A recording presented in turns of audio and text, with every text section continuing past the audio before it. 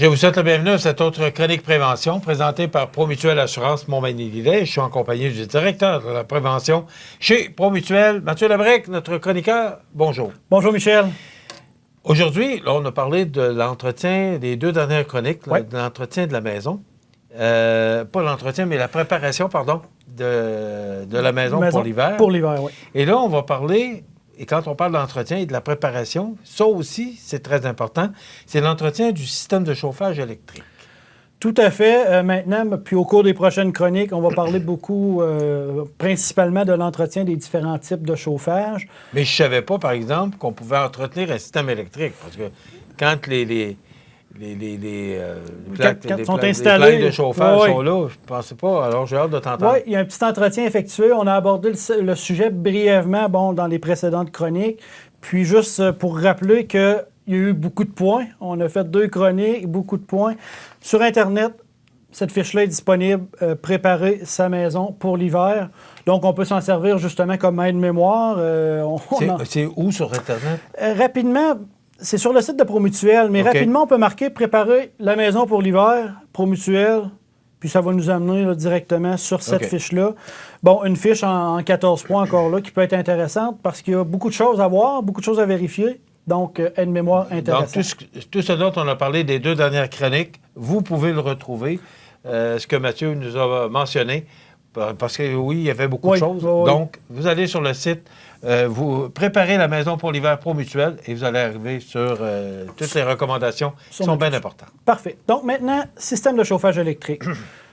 Très populaire. Dans nos régions, ben oui, le chauffage au bois, justement, dans nos milieux, qui est extrêmement populaire, mais comme deuxième système, souvent, ça va être un système de chauffage électrique. Bon, qui peut être utilisé comme chauffage d'appoint ou source principale. C'est une source, justement, qui va être pratique, puis qui va être fiable aussi, justement, pour l'utilisation. S'il y a de l'électricité. S'il y a de l'électricité, effectivement. Notre dernier point, dernière chronique, c'était la génératrice. Ouais. Mais là, ça prend de l'électricité, effectivement. Ça prend de l'électricité pour avoir le chauffage électrique. Quand il y a une panne d'hydro, bien là... C'est là que ça nous prend notre chauffage au bois. Et voilà. C'est ce qu'on voit là, souvent dans notre région lors des visites de prévention. Chauffage électrique combiné avec chauffage au bois. Donc, comme ça, les gens sont aptes à conserver une température adéquate dans leur maison.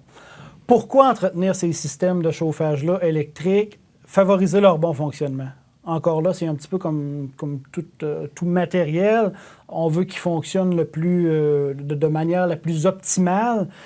On veut réduire les risques de bris, de panne, puis on veut économiser de l'énergie. Donc, principalement, c'est les 3 raisons pourquoi on ferait l'entretien de ces systèmes-là. Il faut penser que les locataires, par exemple, si on a des logements, ne sont pas tenus responsables d'effectuer l'entretien ou pourraient ne pas le faire. Donc, à ce moment-là, pour les propriétaires, par exemple, ce serait intéressant d'aviser les locataires de jeter un œil ou même d'effectuer ces différentes vérifications-là. Même chose au niveau des commerces, s'assurer justement des commerces, les immeubles à bureaux, peut-être sensibiliser les collègues, de dire, regarde, oui, à la maison, c'est quelque chose qu'on peut faire, mais au bureau, c'est quelque chose qu'on peut faire aussi. Jeter un œil rapidement, dans les plaintes électriques qui sont dans nos bureaux. C'est simple à faire, puis ça peut éviter justement des sinistres malheureux qui pourraient se produire. Beaucoup de sensibilisation à faire, qu'on peut faire autour de nous, même auprès des enfants aussi. Donc, ça peut être intéressant de déjà commencer à les préparer à faire un petit peu de la prévention. Préparer notre relève. Très important. Très important. Il y en a aussi qui vont utiliser des chaufferettes portatives sous leur bureau parce qu'ils ont froid aux pieds. Ça peut être une cause d'incendie. Ces chaufferettes-là, justement, ne sont pas prévues pour fonctionner en tout temps pendant de longues périodes. On parle d'un chauffage d'appoint sur courte période sous surveillance. Par exemple, si on l'oublie le soir en quittant le bureau, qu'il y a une poubelle ou quelque chose qui est proche à proximité ou qu'il y a justement un dysfonctionnement de l'appareil, peut causer un début d'incendie. Donc, puis il y a même dans certains bails, ça va être interdit justement cette pratique-là. Donc, à vérifier puis à penser. Ça va être un risque quand même qui est assez important. Au niveau de l'actualité, les appareils de chauffage, les plaintes électriques, les convecteurs, c'est impliqué dans des incendies. Tous les ans, il arrive justement des incidents comme ça. Pourquoi? Des fois, c'est simplement parce qu'il y a des objets. On veut qu'ils sèchent plus rapidement. On va placer nos mitaines, on va placer notre linge à vaisselle au-dessus de la plainte électrique pour qu'il sèche plus vite. Ce qui peut arriver, puis ce qu'on voit, c'est qu'il va tomber. On ne surveille pas nécessairement notre plainte électrique.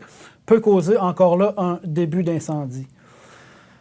Un exemple simple ici, en pleine nuit, des vêtements de piscine qui séchaient près du calorifère ont pris feu. Donc encore là, c'est des choses qui arrivent, pas nécessairement fréquemment, mais c'est des choses qui peuvent arriver. Mais c'est une fois de trop. Une fois, c'est une fois de trop. Dans ce cas-là, on parle dans une nuit. Donc, l'avertisseur de fumée joue un rôle très important encore là. Au niveau aussi de nos systèmes de chauffage électrique, les parents aussi gardent une surveillance. À savoir, justement, est-ce que les jeunes ont déjà cette habitude-là? Les jeunes, justement, ils vont jouer à l'extérieur, là, ils rentrent, leurs bottes sont mouillées, leurs feutres sont mouillées, vont être tentés de les réchauffer rapidement, peuvent vraiment les mettre près de l'appareil de chauffage au bois, des plaintes électriques. Donc, à ce moment-là, les parents jetent un œil, justement, à ce que les enfants peuvent faire. Maintenant, les avantages du chauffage électrique. Encore là, on parle d'un moyen qui peut être quand même abordable de se chauffer. Peut servir justement, comme je le disais au départ, de chauffage principal ou de chauffage d'appoint. Moins de variation de température, peut-être un peu qu'un appareil au bois, justement, qui va faire grimper la température rapidement, puis que la température peut fluctuer. Donc, justement, peut aider à conserver une température plus optimale et plus égale aussi. Ces appareils-là aussi n'émettront pas de substances toxiques ni de pollution. Donc, encore là, on parle de système électrique. Polyvalence d'utilisation et aussi nécessite peu d'entretien.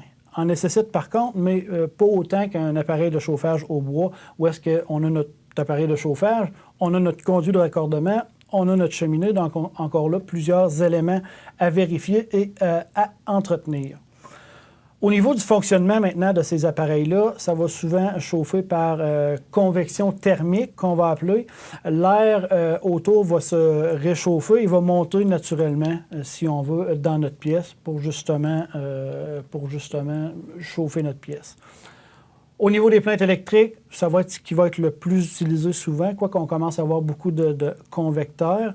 Souvent, ça va être installé avec des thermostats, justement, qui peuvent être intégrés justement dans l'appareil, des anciens thermostats justement qui peuvent être fixés au mur, ou des thermostats électroniques qui, contrairement aux anciens thermostats à roulettes, vont être plus justes, température plus stable. On va vraiment y aller en degrés, puis ça va mieux chauffer, si on veut, notre pièce. Puis comme je le disais, plus stable comme température, plus égale. Encore là, peut être intéressant pour les... Est-ce qu'il y a un timer? Oui, le mot français, on dit toujours un timer. Oui, effectivement. Tout dépendant des modèles, celui-là, je ne sais pas. Il y en a qui sont programmables, justement, pour...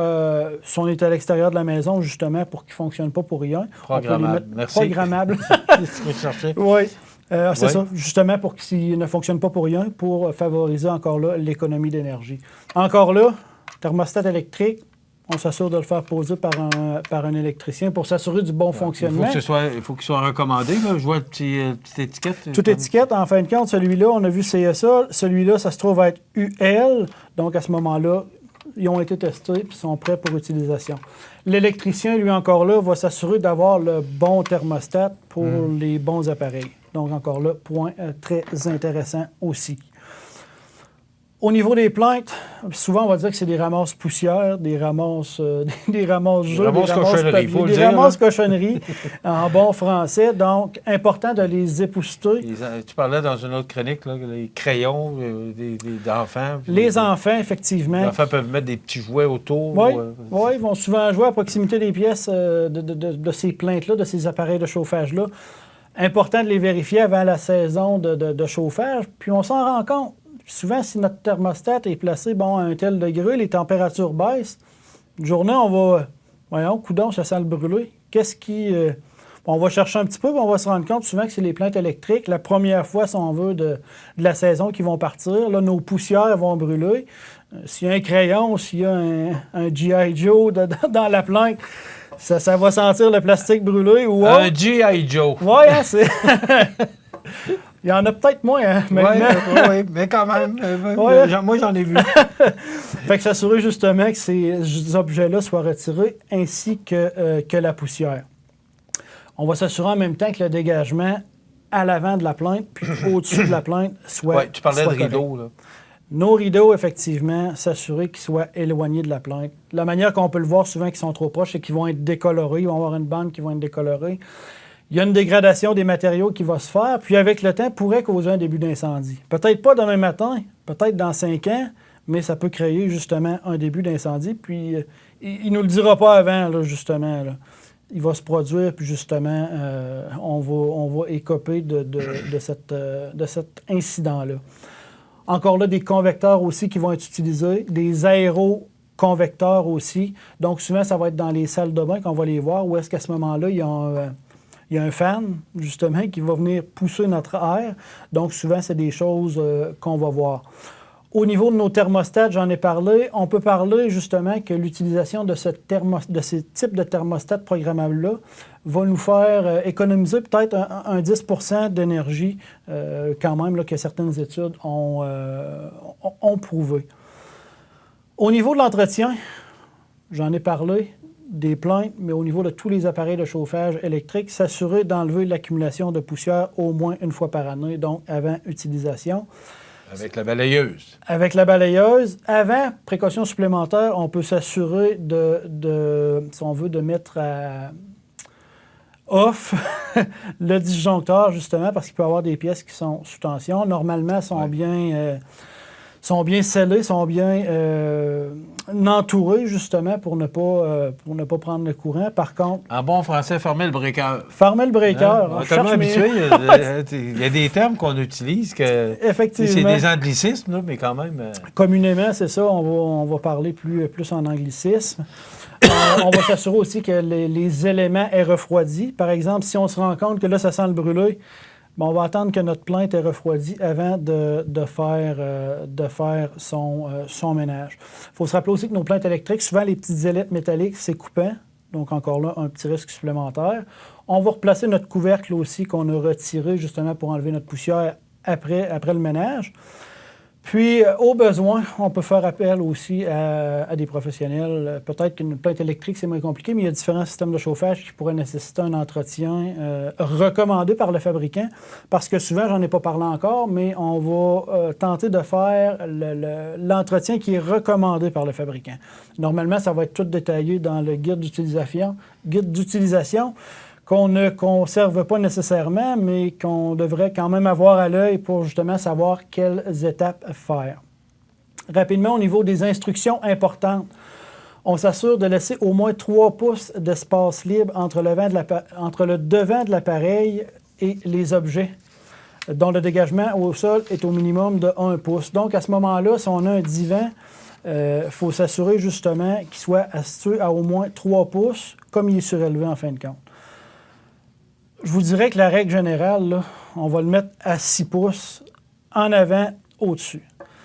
Parce que ça, c'est bien, je peux dire 3 pouces. Avec le temps, bien, notre divan, ce qu'on peut faire, bien, il va reculer, il va reculer, il va reculer. Ou pareil pour le porte-journal, qui va reculer tout le temps puis il va se rapprocher.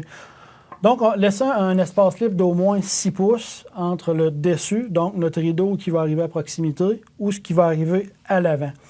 On n'obstruera aussi jamais nos sorties d'air de l'appareil, ce qui pourra amener une restriction puis une surchauffe de notre appareil. Puis encore là, ne pas l'installer devant, justement, devant des matériaux qui ne laisseraient pas, j'ai envie de dire respirer, qui ne laisseraient pas dégager la chaleur de nos appareils de chauffage. C'est encore là les corps étrangers, j'en ai parlé. Surveillant encore là les enfants qui pourraient en ajouter pendant la saison de chauffage aussi, donc à surveiller à ce moment-là. Tout ce que Mathieu nous a mentionné depuis 3 chroniques, vous pouvez le retrouver sur Préparer la maison pour l'hiver, là, Promutuelle. Alors, vous allez retrouver ces 2 pages-là pour parler de ce qu'il y a à l'extérieur et à l'intérieur pour préparer votre maison. Oui. Merci beaucoup, Mathieu. C'est toujours très intéressant. Et vous avez vu qu'il y a beaucoup de choses à faire. C'est de la prévention, mais vaut mieux prévenir que guérir. Tout à fait. Merci, Mathieu. Merci, Michel. Ça complète notre chronique pour aujourd'hui avec Mathieu Labrec, qui est directeur prévention chez Promutuelle Assurance Montmagny-Lillet, qui vous présente cette chronique. On se retrouve dans 2 semaines. Tout à fait. Voilà, ça Merci. complète.